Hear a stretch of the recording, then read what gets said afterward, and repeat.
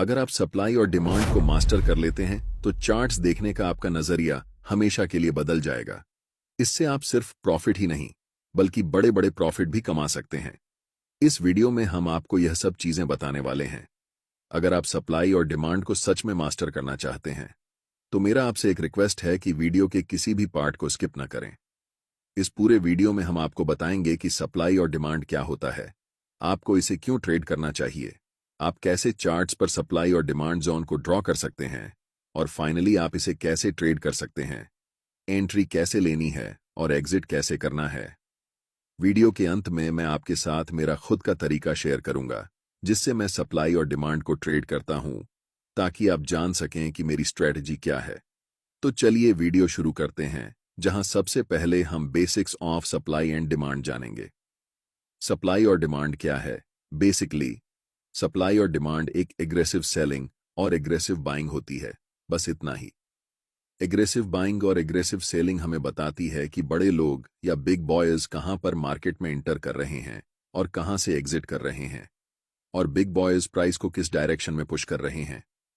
Candlestick pattern को ध्यान से देखो। ये बड़े रेड कैंडल हमें बताते हैं कि यहां पर एग्रेसिव सेलिंग हुई है, यानी कि यहां बड़े वॉल्यूम्स और बड़े मोमेंटम शामिल हैं मार्केट को नीचे लाने में। अब नेक्स्ट चार्ट पर ध्यान दें। आप यहां देख सकते हैं कि यहां पर एग्रेसिव बाइंग हुई है, जिसका मतलब है कि बिग बॉयज बड़े वॉल्यूम और बड़े मोमेंटम के साथ प्राइस को ऊपर ले जा रहे हैं।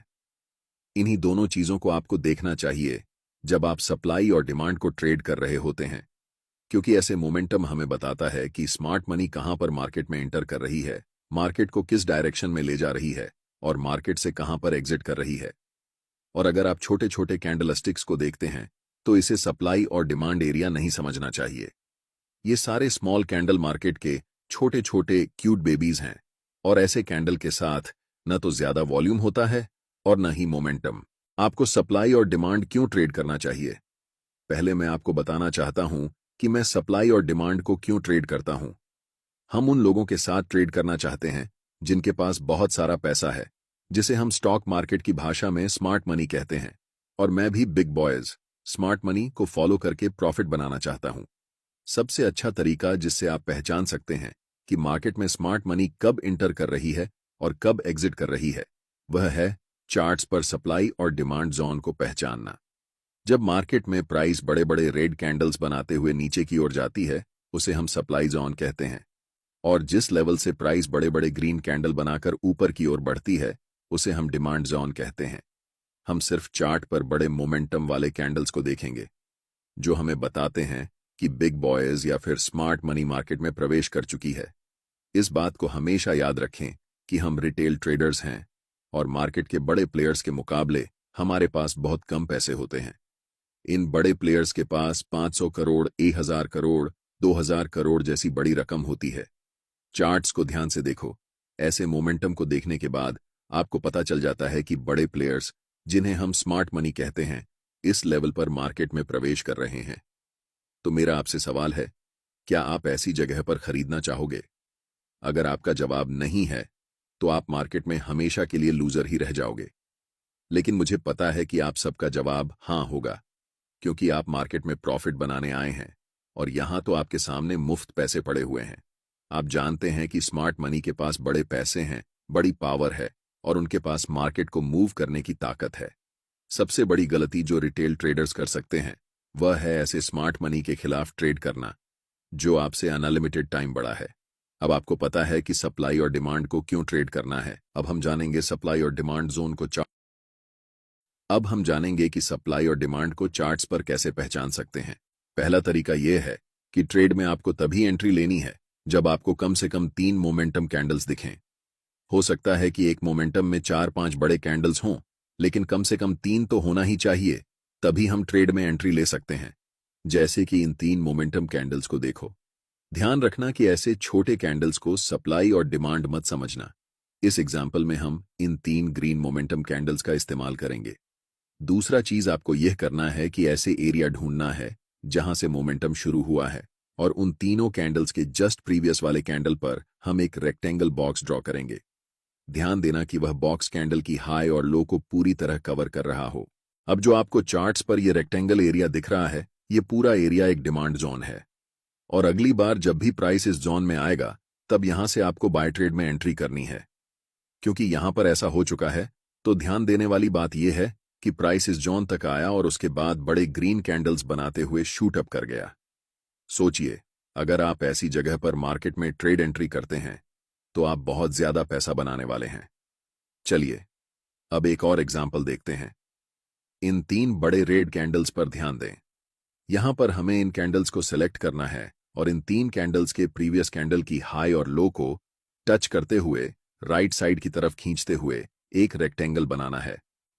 यह रेक्टेंगल एरिया एक स्ट्रॉन्ग सप्लाई जोन है, इसलिए हमें वेट करना है कि प्राइस दोबारा इस सप्लाई एरिया में आए। और जैसे ही प्राइस सप्लाई जोन के पास आती है, मैं चाहता हूं कि आप ध्यान से देखें कि क्या होता है। प्राइस इस जोन में आने के बाद थोड़ा कंसोलिडेट होती है और फिर एक स्ट्रॉन्ग रेड कैंडल बनाते हुए नीचे चली जाती है। यहां पर प्राइस लिटरली इस सप्लाई जोन के पास आने के बाद कोलैप्स कर जाती है। इससे आप सीखते हैं कि सप्लाई और डिमांड जोन को चार्ट्स पर कैसे पहचानते हैं। अब हम जानते हैं एक और मेथड जिसे हम कंसोलिडेशन मेथड कहते हैं। इस चार्ट पर नजर डालें। यहां पर प्राइस एक टाइट रेंज में ऊपर नीचे हो रही है जिसे हम कंसोलिडेशन जोन कहते हैं। अब हम एक रेक्टेंगल टूल लेंगे और इस पूरे कंसोलिडेशन जोन को कवर करते हुए राइट साइड की तरफ रेक्टेंगल को ड्रॉ करेंगे। ध्यान से देखिए कि प्राइस इसके बाद क्या करती है। प्राइस इस कंसोलिडेशन जोन को तोड़ने के बाद रीसेट के लिए ऊपर जाती है और जैसे ही वह रेक्टेंगल बॉक्स को टच करती है, प्राइस वहां से नीचे की तरफ आने लगती है। तीसरा मेथड है आपको ऐसे एरिया को खोजना जहां पर मैक्सिमम नंबर में कैंडल्स की लंबी विक्स हों। चार्ट्स पर विक्स का बनना हमें बताता है कि प्राइस उस लेवल से रिजेक्ट हो रही है और ऐसे लेवल को मार्केट में रिजेक्शन लेवल कहा जाता है। जहां पर मल्टीपल लॉन्ग विक्स वाले कैंडल्स बने हुए हैं, वहां क्या करेंगे कि रेक्टेंगल टूल सेलेक्ट करके इस पूरे विक्स वाले कैंडल्स को कवर करते हुए रेक्टेंगल बॉक्स को राइट साइड की तरफ खींचेंगे। आपको दिखेगा कि अगली बार जब प्राइस इस लेवल पर आई तो प्राइस यहां से बड़े बड़े ग्रीन कैंडल्स बनाते हुए शूट अप कर गई। इसे हम कह सकते हैं कि यह एक बहुत ही स्ट्रॉन्ग डिमांड जोन है। अब हम पूरे यकीन के साथ कह सकते हैं कि आप सप्लाई और डिमांड जोन को चार्ट्स पर पहचानना सीख चुके हैं। इसके बाद यह बेहद जरूरी है कि आप ये जानें कि आप इसे कैसे ट्रेड करेंगे। इस चार्ट में हमने 3 बड़े ग्रीन मोमेंटम कैंडल्स को पहचान लिया है। अब हम उनके हाई और लो को कवर करते हुए राइट साइड तक एक रेक्टेंगल जोन बनाएंगे और आपका डिमांड जोन तैयार हो जाएगा। अब हम वेट करेंगे कि कब प्राइस वापस इस डिमांड जोन में आएगी। ट्रेड में एंट्री करने के लिए आपके पास 2 सबसे ज्यादा उपयोग किए जाने वाले तरीके हैं। पहला तरीका है कि आप एक बाय लिमिट ऑर्डर प्लेस कर सकते हैं ताकि जब भी प्राइस इस डिमांड जोन में आए तो ऑटोमेटिकली बाय ट्रेड में एंट्री हो सके। दूसरा तरीका यह है कि आप मैन्युअल बाय ऑर्डर लगा सकते हैं जब प्राइस इस लेवल पर आती है। हम ज्यादातर दूसरे तरीके को ही प्रेफर करते हैं क्योंकि याद रखना चाहिए कि डिमांड जोन कितना भी स्ट्रांग क्यों ना हो, हमेशा यह चांस रहता है कि प्राइस उस लेवल को ब्रेक कर दे। अब हम वेट कर रहे हैं कि कब प्राइस इस डिमांड जोन के पास वापस आएगी। जैसे ही प्राइस इस डिमांड जोन के पास आती है या फिर उसे टच करती है, आपको तुरंत मार्केट में एंट्री नहीं लेना है। पहले मार्केट को कंफर्मेशन देने दो कि अब मार्केट ऊपर जाने वाली है। आप देख सकते हैं कि यहां पर एक 2G कैंडलस्टिक पैटर्न बना है और ये लंबी विक्स हमें बताती है कि प्राइस यहां से रिजेक्शन ले रही है। लेकिन हम अभी भी कंफर्म नहीं हुए हैं कि प्राइस ऊपर ही जाने वाली है, इसीलिए हमें और इंतजार करना पड़ेगा। जस्ट नेक्स्ट कैंडल एक बड़ी बुलिश कैंडल फॉर्म होती है और हम यहां पर कंफर्म हो जाते हैं कि मार्केट अब यहां से ऊपर जाने वाली है, क्योंकि ये बुलिश इंगल्फिंग कैंडल हमें बताती है कि मार्केट में स्मार्ट मनी बाइंग पोजीशन बना रही है। और आप जानते हैं कि स्मार्ट मनी की एंट्री के बाद प्राइस सुपरफास्ट स्पीड से ऊपर जाने वाली है। हम यहां मार्केट में एंट्री लेंगे जिसमें हमारा स्टॉप लॉस स्विंग लो के नीचे होगा।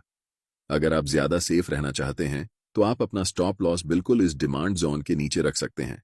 अगर हम टारगेट की बात करें तो ऊपरी लेवल पर प्रीवियस कुछ कैंडल्स को देखें।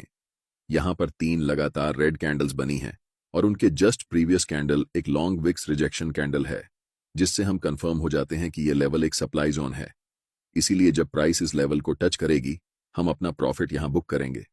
जब एक बार कोई सप्लाई या डिमांड जोन प्राइस का रिस्पेक्ट नहीं करता है तो आपको पहले से ड्रॉ किए हुए रेक्टेंगल को डिलीट करना है और फिर नए सप्लाई और डिमांड जोन को चार्ट्स पर ड्रॉ करना है।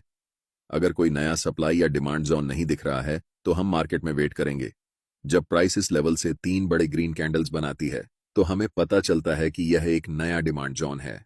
इन 3 ग्रीन कैंडल्स के जस्ट प्रीवियस कैंडल को कवर करके हम एक रेक्टेंगल बॉक्स राइट साइड की तरफ खींचेंगे। अब हम इंतजार करेंगे कि प्राइस कब इस डिमांड जोन के पास आएगी ताकि हम ट्रेड में एंट्री कर सकें। इस एरिया में हमें दिख रहा है कि कैंडल्स के पास बड़े बड़े विक्स हैं, इसलिए हम यहां एक सप्लाई जोन ड्रॉ कर सकते हैं।